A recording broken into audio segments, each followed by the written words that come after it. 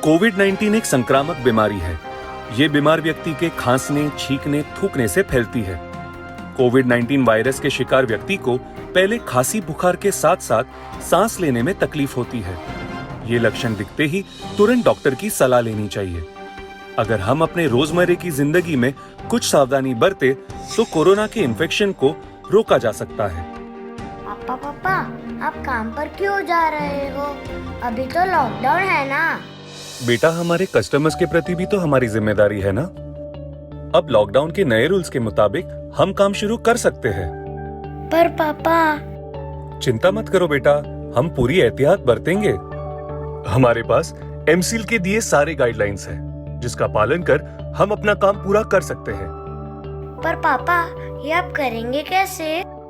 बेटा, हमारे सुपरवाइजर से लेकर प्लम्बर्स तक हम सभी के पास ये आरोग्य सेतु ऐप है। इसके कई फायदे हैं। पहला, ये बताता है साइट किस जोन में है, रेड, ऑरेंज, ग्रीन या कंटेनमेंट जोन में। यदि साइट कंटेनमेंट जोन में है तो हम तब तक वहां काम नहीं करेंगे जब तक सरकार आदेश नहीं देती। दूसरा, यदि कोई कोरोना से संक्रमित इंसान हमारे करीब आता है तो ये ऐप हमें अलर्ट कर देता है। तीसरा, हमें रोज इसका असेसमेंट टेस्ट लेना होगा, जो बताएगा कि हमारी तबीयत ठीक है या नहीं, हम काम कर सकते हैं या नहीं। वैसे किसी भी साइट के आरंभिक इंस्पेक्शन तो वीडियो कॉल से ही करेंगे। यदि जरूरत पड़ी भी तो एक ही आदमी को साइट पर भेजेंगे। उसे पूरी सावधानी बरतनी पड़ेगी। घर से निकलते हुए 3 प्लाई N95 या कपड़े का मास्क पहनना होगा, जो उसे वापस लौटने तक नहीं उतारना होगा। N95 या कपड़े के मास्क को हम फिर से यूज कर सकते हैं। बस मास्क को वापस आने के बाद साबुन से अच्छी तरह से धोना होगा, और यदि 3 प्लाई मास्क है तो उसे फेंक देना होगा। साइट पर एंटर करने से पहले उसे अपने हाथों को सरकार द्वारा निर्धारित 70% अल्कोहल बेस वाले सैनिटाइजर से सैनिटाइज करना होगा, और कस्टमर से कम मिलना होगा, और मिलना पड़े भी तो 3 से 6 फीट की दूरी अनिवार्य है। कोटेशंस भी व्हाट्सएप या ईमेल से ही भेजेंगे, ताकि कस्टमर से मिलना कम पड़े। काम शुरू करने से पहले अन्य उपकरणों के साथ साथ मैंने infrared thermometer, hand sanitiser, gloves, sodium hypochloride या फिनोलिक डिसइंफेक्टेंट और उसकी स्प्रे बोतल का इंतजाम किया है। साथ ही साथ सबको अपना खाना और पानी घर से लाना है। बाहर के खाने में और पानी की बोतल शेयर करने में खतरा हो सकता है। बाइक क्यों निकाल रहे हैं? आप बस से नहीं जाएंगे? नहीं, इस बदले हालात में भीड़ भाड़ वाले वाहनों से दूर रहना ही बेहतर है। अगर बाइक या स्कूटर है तो उस पे एक, और कार है तो 2 से 3 लोग ही जाने चाहिए। साइकिल का भी इस्तेमाल किया जा सकता है। ये लीजिए मसाला चाय। पर एक बात बताइए, सारी सावधानी घर और रास्ते के लिए ही, साइट पे कोई प्रिकॉशन नहीं जी? अरे, उसका भी पूरा इंतजाम है। साइट पे प्रवेश करने से पहले शरीर का तापमान इंफ्रारेड थर्मोमीटर से चेक होगा। हर रोज के तापमान का रिकॉर्ड रखा जाएगा। इसे हम व्हाट्सएप के जरिए कस्टमर्स को भी भेजेंगे, ताकि उन्हें तसल्ली हो कि हम सारी सावधानी बरत रहे हैं। यदि कभी किसी को जरा सी भी खांसी हुई या शरीर का तापमान 98.4 डिग्री फ़ारेनहाइट से अधिक हुआ तो उसे तुरंत डॉक्टर के पास जाना होगा। डॉक्टर ही तय करेंगे कि उसे काम पे वापस आना है या 14 दिन तक घर में ही आराम करना है। साइट पे प्रवेश करते वक्त जूते दरवाजे के बाहर ही उतारने होंगे, और सैनिटाइजर से हाथ सैनिटाइज करने होंगे। कस्टमर से हाथ मिलाने की जगह हम नमस्ते करेंगे, और हमेशा 3 से 6 फीट की दूरी बनाए रखेंगे। बड़े बूढ़ों और गर्भवती महिलाओं से खास तौर पर दूर ही रहना होगा।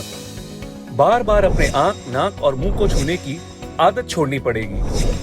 सभी वर्कर्स को साइट के लिए अलग कपड़ों और जूतों का इस्तेमाल करना होगा, और काम के बाद उन्हें निर्धारित स्थान पे भी रखना होगा। साइट जब तक पूरा नहीं होता तब तक इन्हें बाहर ले जाने की इजाजत नहीं। एक और सावधानी, मटेरियल्स के लिए हम डीलर के पास नहीं जाएंगे। वो हमें साइट पे ही माल डिलीवर करेंगे। बाहर से आए सामान को साइट के एंट्रेंस पे ही डिसइंफेक्ट करेंगे, सोडियम हाइपोक्लोराइड या फिनोलिक डिसइंफेक्टेंट से। सोडियम हाइपोक्लोराइड, जिसे हम ब्लीच कहते हैं, उसके 1 भाग में 4 भाग पानी मिलाकर भी हम डिसइंफेक्टेंट बना सकते हैं। काम शुरू करने से पहले सभी जगहों को सैनिटाइज करना और सभी टूल्स को डिसइंफेक्ट करना जरूरी है। प्लम्बर्स के आने जाने पे सख्ती बरती जाएगी। यदि जरूरी हो तभी उन्हें बाहर जाने दिया जाएगा। और वापस आने पे उन्हें हाथों को सैनिटाइज कर कपड़े और जूते बदलने होंगे। साइट पे पान गुटखा खाना या थूकना अपराध माना जाएगा। अब डिजास्टर मैनेजमेंट एक्ट के अनुसार थूकना भी एक दंडनीय अपराध है। हाथों को साफ रखना अत्यंत आवश्यक है, इसीलिए साइट पे हैंड वॉश और सैनिटाइजेशन जोन बनाया जाएगा ताकि सभी समय समय पर अपने हाथ धो सके। इतना ही नहीं, चाहे काम कर रहे हो या भोजन या फिर विश्राम, हमेशा 6 फीट का फासला बनाए रखना होगा। याद रहे, ये दूरी है बहुत जरूरी, क्योंकि कोरोना से संक्रमित व्यक्ति बीमार दिखे ये जरूरी नहीं। कई बार सेहतमंद लोग भी इस वायरस के कैरियर्स हो सकते हैं और दूसरों को संक्रमित कर सकते हैं। इसीलिए सभी से 6 फीट की दूरी है जरूरी। अंडर कंस्ट्रक्शन साइट पर मजदूरों के रुकने की व्यवस्था की जानी चाहिए। तो समझ गई? बिल्कुल, हर समय आपको सोशल डिस्टेंसिंग का पालन करना है। समय समय पे हाथ धोते रहना और किसी में कोई लक्षण दिखे तो सीधा डॉक्टर के पास भेजना है। पर एक बात बताइए, अब क्या? साइट पे एहतियात तो ठीक है, घर पर भी तो कुछ एहतियात बरतनी होगी। अरे वो तो सबसे पहले ही तय हुआ है। जो जूते पहनकर जाएंगे वो बाहर ही उतारेंगे। घर के बाहर ही डिसइंफेक्टेंट रखेंगे ताकि एंट्री से पहले ही हेलमेट और बैग को डिसइंफेक्ट कर सकें। अंदर आने के बाद सीधे बाथरूम में हाथ पैर धोकर कपड़े बदलेंगे और बाहर के कपड़ों को धुलने डाल देंगे। उसके बाद ही तुम लोगों के साथ वक्त बिताएंगे। चिंटू, आपको भी याद रखना होगा कि पापा घर आए तो उनसे दूर ही रहना है। जब तक कपड़े बदल ना ले तब तक पापा को छूना पाप है।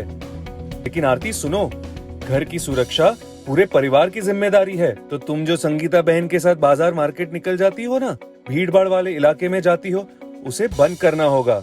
हाँ, पता है।